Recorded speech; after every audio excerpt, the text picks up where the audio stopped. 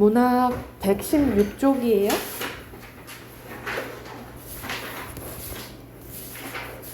어, 116쪽 보면은 우리 앞에서는 이제 소설 했었는데 여기서 나오는 게 이제 극이 나와요. 우리가 극은 무대에서 공연하거나 TV 그리고 영화관에서 상영하기 위해 쓰인 글로 희곡과 시나리오, 드라마, 대본이 있는데 보통 희곡이랑 시나리오 이렇게 기억하시면 돼요. 자, 희곡은 뭐라 생각하면 되냐면 먼저 희곡 먼저 해볼게. 희곡은 무대에서 공연하기 위해 쓰인 연극의 대본이에요. 뭐의 대본이라고? 연극의 대본을 희곡이라고 하고, 자, 희곡에서 있어야 되는 또 3요소가 있거든요. 이 3요소가 뭐냐면 해설, 대사, 지시문이에요. 우리가 소설에서 말한 사람을 서술자라고 하는데 이 극에서는 서술자가 없어요.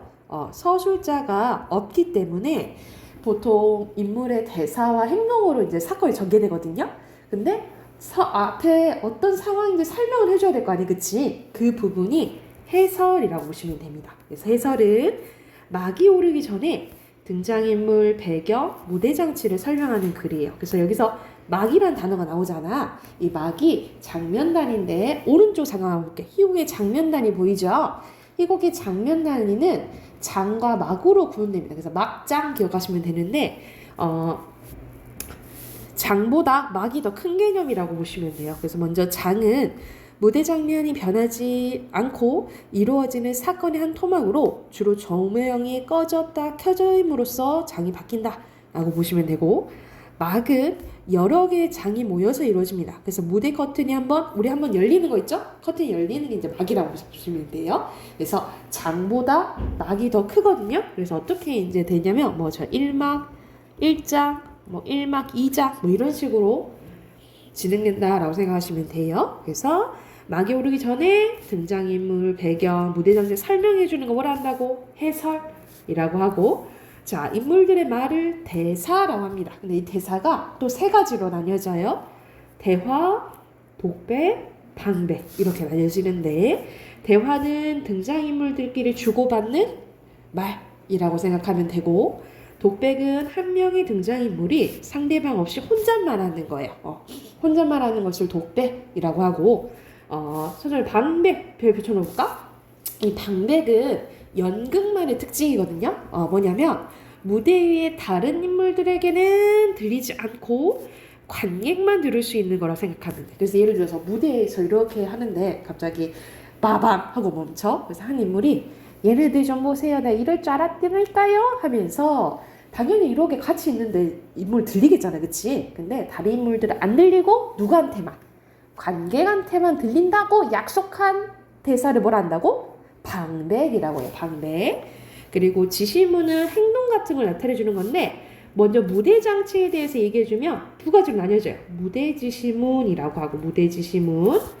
등장인물들의 행동, 표정, 말투 등을 상황에 맞게 지시하는 것은 이거는 동작 지시문이라고 해요. 행동 지시문이라고 하는데, 그래서 지시문은 크게 두 가지로 나뉘어져요. 무대 지시문과 동작 지시문. 이렇게 기억을 해두시면 되겠죠. 그래서 다시 한번 희곡은 뭐야? 연극의 대본이에요. 네, 희곡의 3요소는 뭐 있어? 해설, 대사, 지시문. 그리고 대사의 3개는 뭐예요? 대화, 독백, 방백.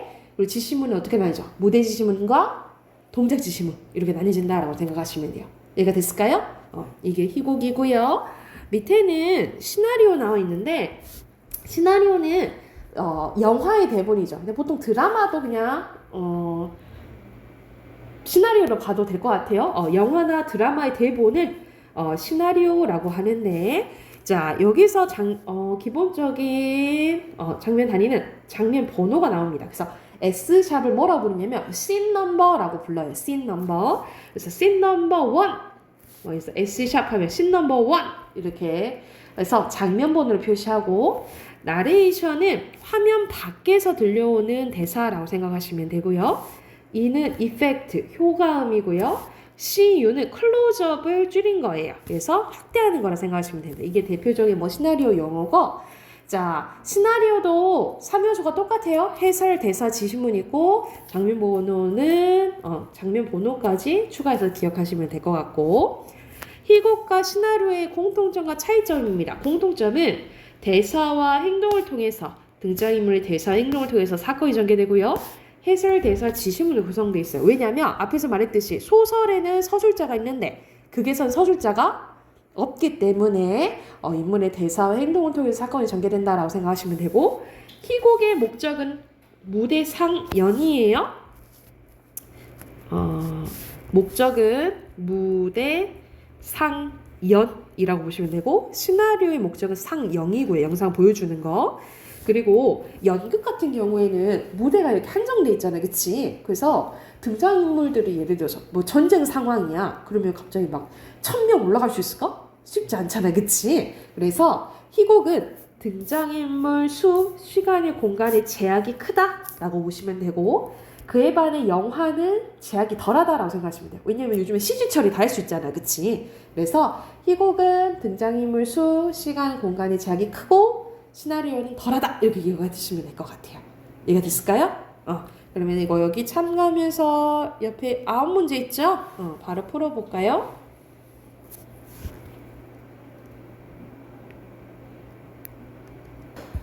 자, 1번의 윗글 공연을 위해서 희곡, 여기서는 희곡 맞고요. 그리고 당연히 해설, 대사, 지시문, 해설, 대사, 지시문 다 있다라고 보시면 되고 그리고 3번에 여기서는 씬넘버 보이잖아. 시나리오고요. 이거는 제한을 덜 받죠.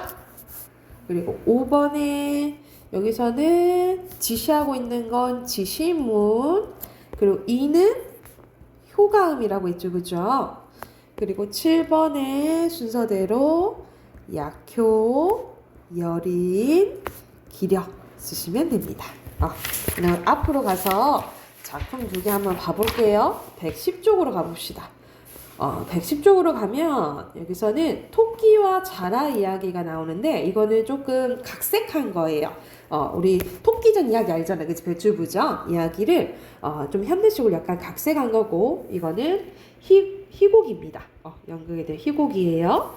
자, 보면은 등장인물 나오고 장소 나오고요. 제 1장 보이죠? 그쵸? 보면 용왕이 있는 용궁이 무대이다. 용궁은 온갖 해초들이 넘칠대는 화려한 궁전인데 가운데 용왕의 의자가 놓여있다. 막이 오르면 시름시름 앓고 있는 용왕이 의자에 앉아있다. 양옆으로 신하들이 늘어서 있는데 신하들은 용왕의 부름을 받고 분부를 기다리는 중이다. 듣기 싫어. 황공이고 무시고 그런 소리 말고 내 병을 깔끔히 나을 묘수를 말하란 말이다. 폐하 약초보단 어패류가 나온 줄 아래요 라고 하니까 어패류는 무엇을 말하는 거? 신양이 나왔단 말이냐? 어패류란 물고기나 조개종류를 말하는 것이 아래요. 물고기? 너희들을 먹으라고? 하면서 어물쩍 망신을 꼴뚜기에 시킨다더니 라는 이거는 속담이 인용됐네요. 말 그대로 만약에 예를 들어서 어물을 파는 생선을 파는 망신은 별 볼 일 없는 꼴뚜기 시킨다 이 말이야. 아예 용궁 망신까지 시키는 거냐? 누굴 먹어? 하면서 폐하 예로부터 뱀장어가 몸에 좋고 기력이 살아난다는 명약으로 알려져 있다고 합니다. 폐하 죄송스러우나 지난 6달간 다이어트를 하고 있어서 이런 식으로 현대식으로 지금 바꿔서 이런 말들이 나오는 거죠. 약될 것이 없는 줄 아래요. 차라리 제 사촌 전기뱀장어는 어떨런지요? 이런 의리 없는 사촌을 만나 폐하 제 몸은 전기가 흐르고 있어 물속에서 드시면 전기가 올라 입이 삐뚤어진다고 합니다. 저보다는 도루묵이 어떨런지요? 폐하 오죽하면 제 이름이 도루묵이겠습니까? 옛날 어느 임금이 피랑가다 우리 할아버지 묵고기를 잡수셨는데 너무 맛있어서 눈물이 주르륵 나왔다 합니다. 그래서 우리 묵고기들은 이름을 금어로 고쳐줬다 합니다. 금어. 금붕어가 아니고 옳지 그래 눈을 먹어야겠다. 그런데 전쟁이 끝나서 다시 우리 아버지 묵고기를 잡수셨다가 퇴퇴하며 이런 맛대가리 없는 이런 반나 이름을 도로 그러니까 다시 묵이라고 해라 했는데 도로묵 해가지고 이렇게 됐다 이 말이야. 이건 이름의 유래 얘기하는 거죠. 그러니 고등어가 어떨런지요? 마마 저는 죽이나 마나 먹어보나 마납니다. 왜 하니까 저는 등푸른 생선이라 머리를 좋아지게 할 뿐이지 병을 낫게 하지 못한답니다. 그리고 제가 좀 비려요. 냄새 좀 맡아보세요. 라고 얘기하네. 폐하, 저는 머리칼이 없는 생선이라 약효가 없는 줄 알아요. 머리칼은 다 없어. 너가 없는 줄 알아? 아, 그게 아니고 비닐? 아, 비닐이 아니고 비늘이 없을 뿐만 아니라 다리에 붙은 빨판은 뱃속에 들어가 먹은 자의 피를 빨아버린답니다. 정말? 마마, 저는 아주 질긴 고기인 줄 알아요. 그럼 누가 남았느냐? 참으로 힘이 든다 하면서 그렇습니다. 토끼의 간을 꺼내 쓰시면 10,000명이 다 낫는다고 합니다. 여봐라, 얼른 자라를 땅으로 보내 토끼를 데려오도록 하라. 예의, 저보고 가라고요? 내가 아주 급하다. 냉큼 다녀오너라. 냉큼 다녀오랍신다 하면서 별주부전 판소리에서 모트로 나오는 소리 한 대목을 틉니다. 그래서 원래 이제 별주부전은 판소리가 먼저고 소설이 그 다음이거든요. 그래서 여기서는 판소리 노래 하면서 이제 막이 이제 일단락된다라고 생각하시면 돼요. 그래서 여기서는 간단하게 중심 인물은 용왕과 빈칸 넣을게요. 용왕과 물고기들이라고 보시면 되고 배경은 바닷속 궁궐 그리고 중심 사건은 지금 용왕이랑 이 물고기 신하들이 서로 이제 얘네들을 물고기 신하들을 잡아먹히지 않으려고 지금 외적 갈등이 일어나고 있다라고 보시면 되고요. 여기서 주제는 용왕의 병과 토끼의 간이라고 보시면 됩니다. 자, 주제 쓰시고 뒤로 넘겨서 세 문제 바로 풀어볼게요.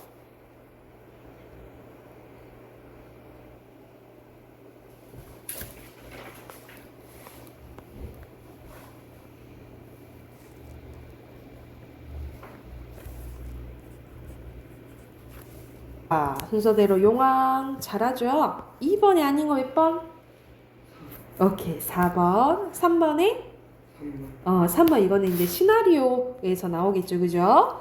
오케이. 뒤로 가면 앞에서 했던 그거의 이제 원작, 토끼전 일부분이 나와요. 이거는 고전 소설이고요. 고전 소설 중에 선생님 아까 전에 판소리가 먼저라 했잖아요, 그치? 판소리가 먼저고 그 다음에 그것을 기반으로 소설이 만들어진 거예요. 그래서 이런 소설을 판소리계 소설이라고 합니다.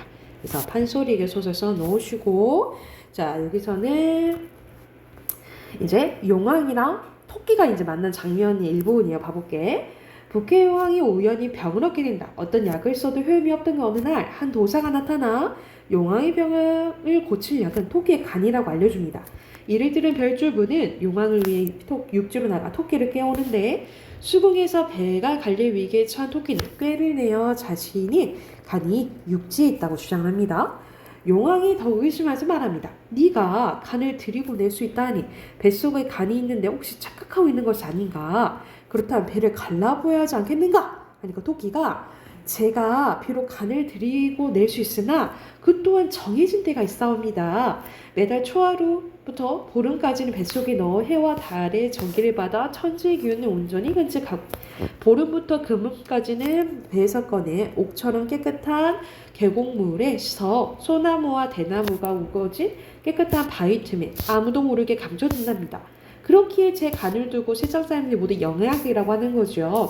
별주부를 만날 때는 5월 하순이었습니다. 만일 별주부가 용왕님의 병환이 이렇게 위급함을 알렸더라면 며칠 기다렸다가 간을 가져왔을 텐데 이걸 별주부의 미련한 탓입니다 하면서 누구 탓을 해버려? 별주부의 탓으로 이제 옮겨버리는 거예요. 대개 수궁은 육지의 사정을 받지 못한 까닭에 그러니까 육지에 대해서 잘 몰라서 용왕은 이제 토끼의 말에 이제 속아 넘어가게 된 거죠. 그래서 속으로 생각합니다. 만일 저 말과 같을진데 배를 갈라 간이 없으면 애써 잡은 토끼만 죽일 따름이요. 다시 누구에게 간을 얻을 수 있으리요. 차를 살살 달래서 육지에 나가서 간을 가져오게 하는 게 낫겠다라고 판단을 한 거야. 하고 좌우에 명하여 토끼의 결박을 풀고 자리에 마련해 편히 앉도록 했다. 토끼가 자리에 앉아 황공함을 이기지 못하거늘 용왕이 가로되 토선생이라고 얘기를 해요. 그래서 이렇게 호칭이 변화됐잖아요. 그치? 이렇게 호칭이 변화됐다라는 것은 토끼에 대한 태도가 변화됐다라고 보시면 돼요. 과일의 무례함을 너무 탓하지 마시게 하고 옥으로 만든 술잔에 귀한 술을 가득 부어 권하며 제삼위로 하니 토끼가 공손히 받아 마시는 황소나무 아래였습니다. 그때 한 신하가 문득 앞으로 나와 아뢰입니다. 신이 듣자오니 토끼는 본디 간사한 짐승이라옵니다. 바라옵건대 토끼의 간사한 말을 고질 듣지 마시고 바삐 간을 내 옥초를 보존하게 없어서 하고 바라보니 간언을 잘하는 자가사례들. 그러니까 자가사례가 옳은 말 하는 거잖아요. 그치? 하지만 토끼의 말을 고질 듣게 된 용왕은 기꺼워하지 않으며 말했대. 도선생은 산중에 점잖은 선비인데 어찌 거짓말로 과인을 속였는가. 완전히 속어 넘어간 거죠. 경은 부질없는 말을 내지 말고 물러가 있으라. 그래서 결국 자가사리가 분함을 못 이기고 할 일 없이 물러났대. 용왕이 이에 크게 잔치를 열어 토끼를 대접하였다.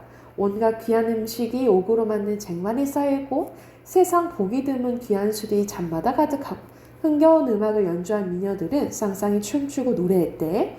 토끼가 술에 흠뻑 취해 속으로 생각하되 내 간을 줄지라도 죽지 않으면 이곳에 평생 살고 싶구나 하면서 엄청 이제 만족하는 속마음이 나오죠.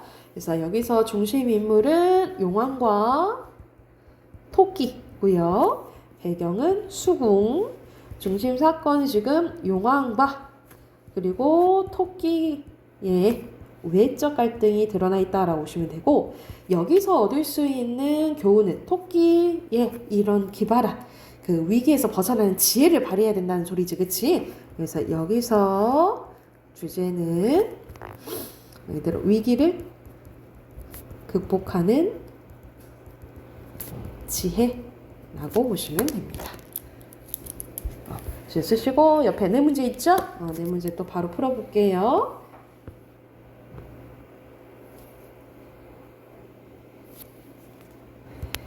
자, 순서대로 토끼 그리고 자가살이죠. 5번이 알맞은 거 5번, 그치. 6번에 3번, 7번에 간입니다. 오케이.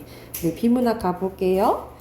자, 오늘 비문학 17대2 할 차례거든요. 자, 여기 17대2 할 차례인데 여기서는 이제 스텝 3로 넘어가요. 이 스텝 3는 중심 문단 찾고 그리고 거기에 대한 이제 주제 찾는 거거든요. 이거는 첫 번째 거는 선생님이랑 같이 하고 두 번째 건 문제 풀고 같이 봐볼게. 자, 여기서는 첫 번째 민주주의에 대해서 나옵니다. 그래서 여기도 중심 문장이랑 핵심 한번 봐볼게요. 자, 민주주의란 국민이 권력을 가지고 그 권력을 스스로 행사하는 걸 말합니다. 그래서 민주주의 뜻 나와 있네, 그치? 민주주의는 크게 직접민주주의와 간접민주주의를 나눌 수 있는데요. 직접민주주의란 국가 의사결정과 집행에 국민이 직접 참여하는 민주주의를 의미하고요. 간접민주주의란 국민이 선출한 대표들이 국가의 의사를 결정하는 민주주의를 의미합니다. 그래서 여기서는 민주주의의 뜻에 대해서 나오네요. 핵심은 민주주의입니다. 고대 그리스에서처럼 국민이 한 곳에 모여 토론을 벌이고 그 결과를 정치에 반영하는 것이 직접민주주의에 해당되고, 오늘날의 우리나라에서처럼 선거를 통해 국민들의 의사를 반영하는 것은 간접민주주의에 해당돼요.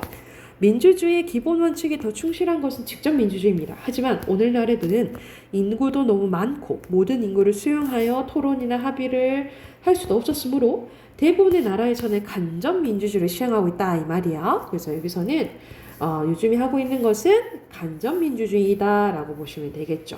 핵심하는 그대로 민주주의라고 보시면 되고요.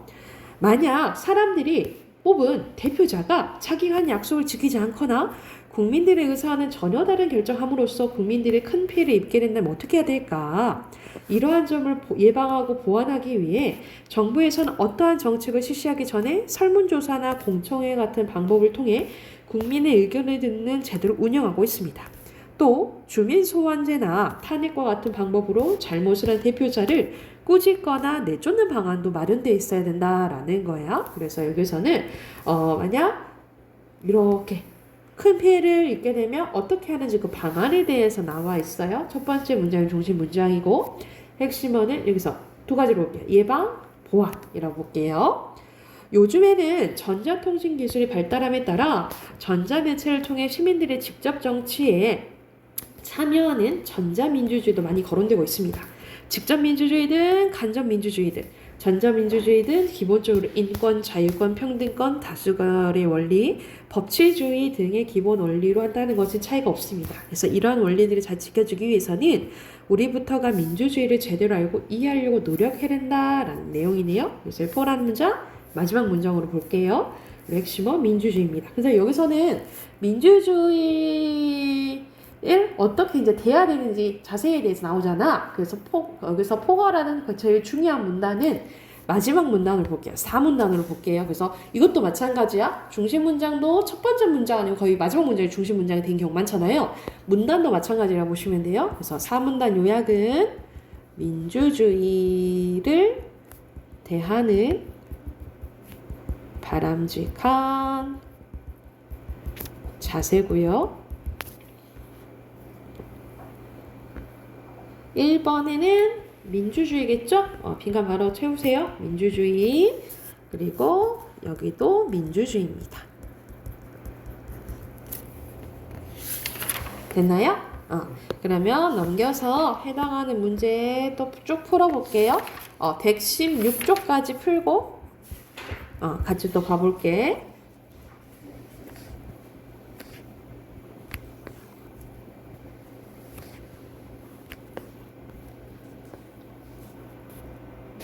자, 같이 한번 봐봅시다. 여기도 중심 문장이랑 핵심을 봐볼게요. 시내버스, 전철 등 대중교통을 이용할 때 꼭 챙기는 게 하나 바로 이어폰이죠. 이어폰을 통해 나오는 음악이 없다면 대중교통에서의 시간이 참으로 더디게 흘러간다고 느껴질 것이다. 그래서 배경음악이 없는 영화나 드라마를 배경음악이 없는 영화나 드라마를 상상할 수도 없듯 우리의 일상생활에서 음악을 뗄래야 뗄 수 없는 존재다라고 보는 거죠. 그래서 여기서는 음악의 중요성에 대해서 이제 얘기가 나오는데, 그렇다면 음악은 정확히 무엇일까? 국어사전에 따르면요, 음악이란 박자, 가락, 음성 따위를 갖가지 형식으로 조화하고 결합하여 목소리나 악기를 통하여 사상 또는 감정을 나타내는 예술을 얘기한대요. 그래서 여기서는 사전적 음이 나와 있고, 이는 모든 소리가 음악이 될 수 없다는 것을 의미합니다. 다른 사람들이 누군가 내는 소리가 사상 또는 감정을 나타낸다고 생각해야만 비로소 뭐가 된다? 음악이 된다라고 보는 거예요. 핵심은 음악이에요. 일반적으로 음악의 3요소를 리듬, 멜로디, 하모니라고 하는데요. 박자나 빠르기 등으로 표현되는 리듬은 음의 장단이나 강약 따위가 반복될 때 그 규칙적인 음의 흐름을 가리키고요. 멜로디는 음의 높낮이의 변화가 리듬과 연결되어 하나로 더해져 음악을 만들어지는 음악의 흐름을 얘기하고, 하모니는 2개 이상의 음이 일정한 법칙에 따라 동시에 울리는 화음의 연결을 할 수 이라고 할 수 있습니다. 그래서 여기 각각 리듬, 멜로디, 하모니 개념 나오잖아요. 그렇죠? 그래서 포괄하는 문장은 첫 번째 문장으로 보고요. 핵심은 음악의 3요소입니다. 요즘에는 하모니가 없이 리듬과 멜로디로만 구성된 음악도 있으므로 음악을 이루는 기본 요소에는 리듬과 멜로디라고 보는 사람도 있는데요. 그 중에서도 리듬은 음표의 장단, 악센트, 음의 샘열이, 빠르기 등에 따라 표현되어 음악의 구조를 이루기 때문에 가장 근본적인 음악 요소라고 볼 수 있대요. 일부 래퍼들이 리듬만 가지고 즉흥적으로 랩을 해가지고 음악 만들기도 하잖아. 그치? 그래서 여기서는 첫 번째 문장을 중심으로 보고, 핵심어는 음악이 이루는 기본 요소입니다. 일상생활에서 접하는 여러 음악들을 그저 배경음악으로 흘려들 것이 아니라 그 음악을 구성하고 있는 리듬, 멜로디, 하모니 등을 구체적으로 살피면서 들어보자. 같은 음악일지라도 새로운 재미를 발견할 수가 있대요. 그래서 여기서 중심 문장은 여기 부분 볼게요.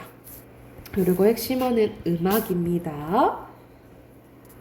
자, 그래서 여기서 중심 문단은 여기 전반적으로 음악이 뭔지에 대한 내용 나오잖아. 그치? 음악의 개념이 들어간 게 중요해요. 그래서 개념이 들어간 부분은 이 문단이고, 이 문단은 음악의 개념 쓰시면 되고, 주제는 음악의 개념과 3요소 라고 보시면 됩니다. 그리고 밑에 빈칸 음악, 그리고 4번에 요소, 그리고 5번에 리듬, 그 다음에 멜로디, 6번에 가장 적절한 거 몇 번? 오케이, 3번. 7번에 5번. 여기서는 아닌 거 5번 맞는데? 얘 들고 있잖아요. 랩이나, 그리고 첫 번째 문단에서 나와 있죠?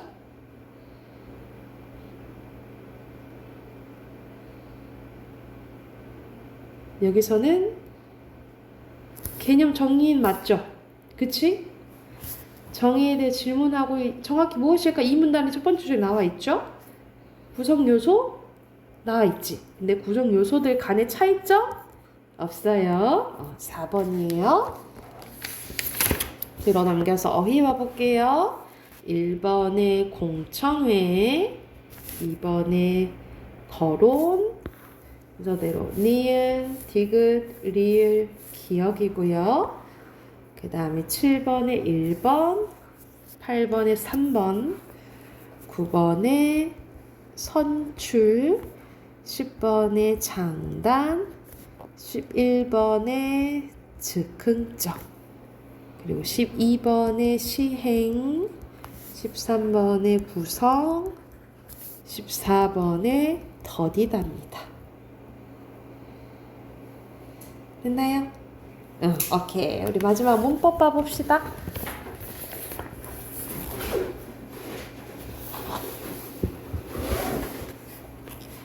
문법 102쪽이에요.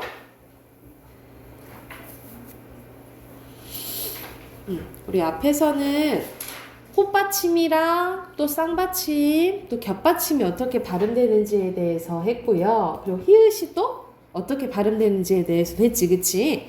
자, 여기서는 올바른 표기입니다. 자, 우리가 만듦 했을 때는 뭐가 맞다라는 거야. 앞에 있는 만듦이 맞아요. 우리 기본형이 만들다잖아, 그치? 만들다에다가 명사 기능하게 한 어미, 이것을 뭐라고 부르냐면 미음을 명사형 플레임은 전성어미라고 불러요. 전성어미라고 부르는데 일시적으로 명사를 만들어주는 역할을 하는 겁니다. 그래서 여기서는 기본형의 만들다에다 미음이 합쳐지기 때문에 리을 미음을 써야 된다라고 보시면 되고, 그리고 어떻게입니다. 어떻게는 나 어떻게 할 때는 이렇게 써야 돼. 그래서 어떻게는 어떻게 해가 줄어든 거거든요. 어떻게 해. 그래서 문제를 어떻게 해결하지? 이렇게 꾸며줄 때는 이렇게 써야 돼요. 근데 나 어떻게 해? 할 때는 어떻게 이렇게 써야 된다라고 보시면 되고요. 밑에는 되자와 돼지 대자, 이거 가장 많이 헷갈려 하잖아요, 그치? 이거는 자 어떻게 설명되어 있냐면 되는 되다 여건으로 되어, 되고, 되니 마치 어미랑 쓰이고요. 되어가 줄어든 게 돼지 대자예요. 그래서 되어로 풀어줄 수 있으면 돼지 대자로 쓰는데 헷갈리면 어떻게 하냐면 자 하랑 해를 넣어봐요. 그래서 각각 자 예를 들어서 안 돼 할 때는 앞에 게 대자일까 두 번째 대자일까? 두 번. 안 하 이상하지, 그치? 안 해는 되죠, 그쵸? 이렇게 해를 넣어봐서 아까 말이 되는 걸 고르면 돼요.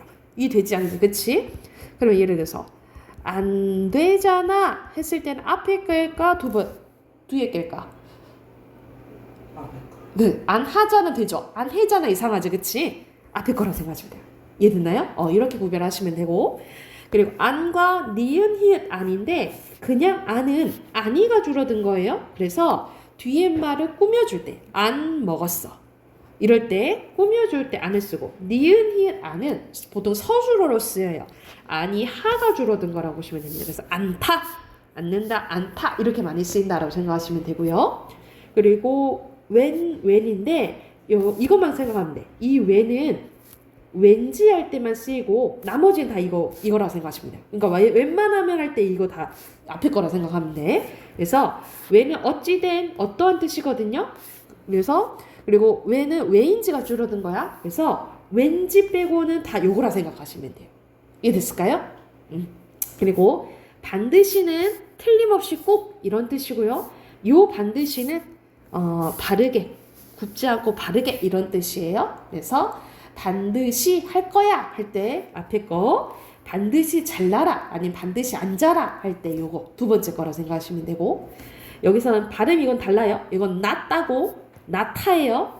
낫다 나타. 그래서 여기서 낫다는 병이나 상처 따위가 고쳐서 본래대로 되는 거. 그래서 빨리 나아 이렇게 해야 되고, 그리고 뱃속에 아이 새끼를 몸 밖으로 내보내다가 나타겠죠. 그래서 발음은 똑같거든요. 활용형에서 얼른 빨리 나아 할 때 이렇게 써야 돼.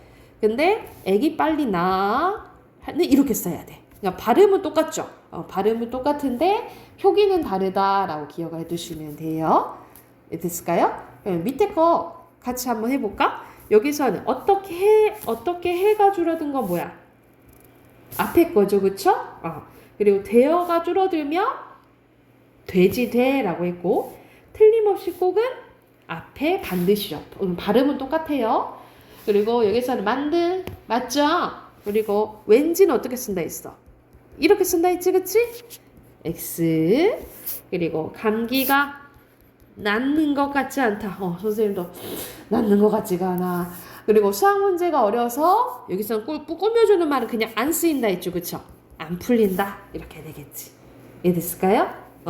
그러면 우리 옆에 문제 쭉 풀어볼 거거든요. 103쪽부터 끝까지 한번 풀어볼게요. 107쪽까지 107쪽까지 한번 쭉 풀어볼게요.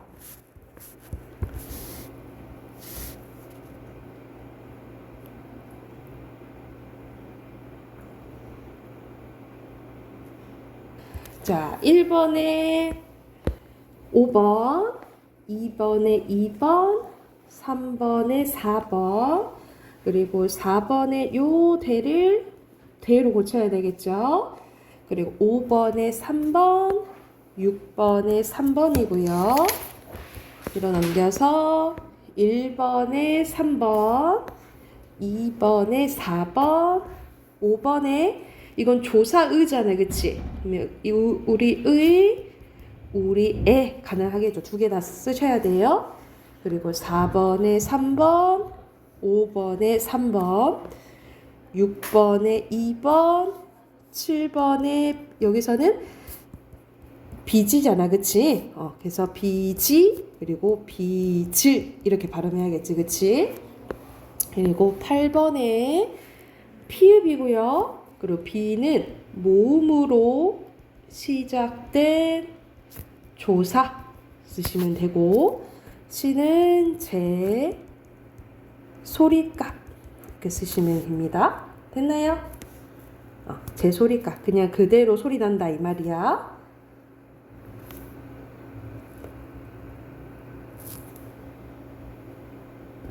그리고 9번에 3번이고요.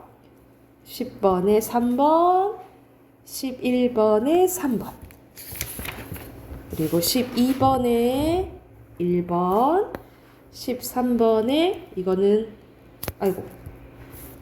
넙둥글다죠? 넙 쓰시면 되고, 14번에 1번, 15번에 4번, 16번에 여기도 순서대로 히읗, 기역, 디귿, 지읒 합쳐서 키읔, 티읕, 치읓이에요. 그리고 17번에 이건 다 미음만 붙이면 되겠지.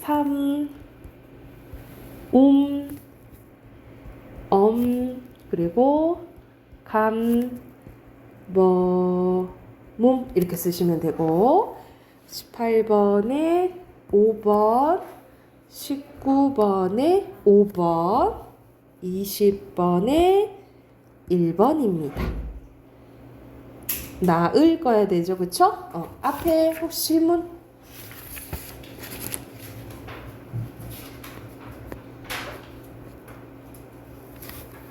몇 번? 1번이요. 1번. 여기 1번? 여기서 1번 보면은, 자, 다쳐, 다쩌, 붙여. 어로 다 발음 내야 돼. 틀렸죠? 그래서 기역과 같은 활용형이 나타내는 여는 어로 발음해야 된다 라고 했는데, 여기서는 응?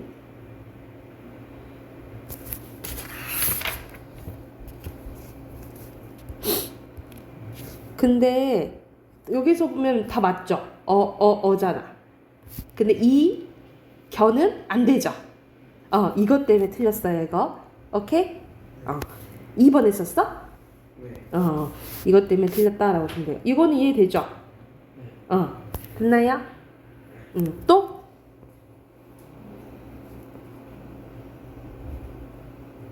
4번. 4번. 여기서는 발음이 일치하는 거. 여기서는 표기랑 발음이 일치하대. 이건 옷, 역, 이건 곧, 박, 낫 이렇게 발음되잖아. 그치? 그러니까는 쓰는 거랑 발음이랑 똑같냐 이 말이야. 또 9번. 9번 갑시다.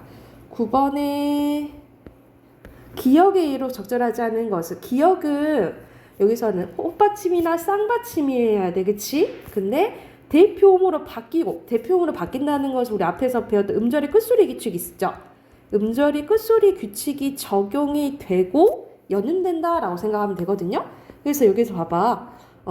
그거 보면은 맛없다. 그래서 여기서는 발음이 맛없다 이렇게 발음 나는 거고 꽃으로 바뀌죠. 꽃이 이렇게 발음되고 이거는 그냥 그대로 근데 이 뒤에 의미가 없잖아, 그치? 그대로 연음되잖아, 그쵸? 음절의 끝소리 규칙 적용 안 돼요. 그리고 여기도 부억 그래서 부어간 이렇게 발음되고 나달 이렇게 발음되는 거예요. 오케이? 네. 또 12번. 12번이요? 12번에 여기서 겹받침 발음 다른 거. 자, 굵게, 국소, 여기서는 굵다, 그리고 굵더니 굵지 않다.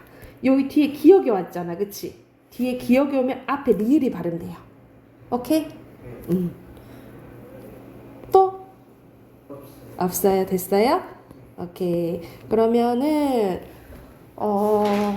우리 다음 주에 여기 부분 앞에 월말 평가 볼 거거든요. 그거는 선생님이 내일 다시 한번 얘기해 줄게.